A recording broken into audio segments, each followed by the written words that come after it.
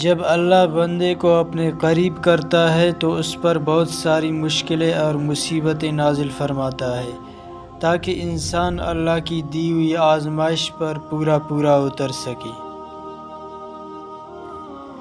جس کے بیکار دوست ہوتے ہیں وہ دنیا میں ترقی نہیں کر سکتا، وہ ہمیشہ پیچھے رہ جاتا ہے اور دوسرے لوگوں کو ترقی کرتے دیکھتا ہے لیکن خود آگے نہیں بڑھ سکتا۔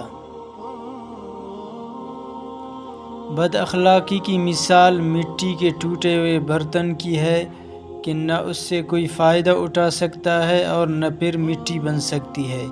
بد اخلاق کو اس کا اخلاق ہی تکلیف دیتا ہے، جیسے کہ مشاہدے میں آتا رہتا ہے۔ اگر تم لوگوں سے دولت میں نہیں بڑھ سکتے تو خندہ پیشانی حسن اخلاق میں ہی بڑھ جاؤ۔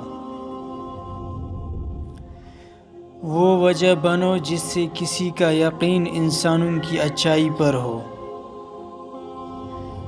کامیابی کی راہ امانت داری اور ایمانداری سے بنتی ہے۔ وہ زبان جو سچ بولتی ہے وہ جھوٹے دل سے بہتر ہوتی ہے۔ حسد وہ کلام ہے جو دوسرے کی برکتوں کا حساب لینے کی بجائے اپنی برکتوں کا حساب لیتا ہے۔ خصوصیت کا آئینہ تمہاری حقیقی خوبصورتی کو ظاہر کرتا ہے۔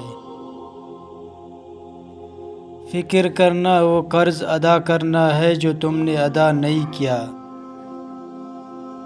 جو شخص خود کو جانتا ہے وہ اپنے خدا کو بھی جانتا ہے۔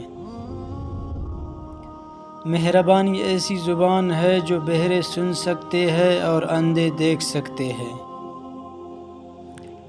زندگی کے درخت کو شکر کی پانی سے بڑھا دیا جاتا ہے۔ ایک دانا انسان خاموشی سے پہچانا جاتا ہے۔ صبر سب کچھ سمجھنے کا راز ہے۔ علم سب سے بڑا زیور ہے، ہر کوئی پہن سکتا ہے۔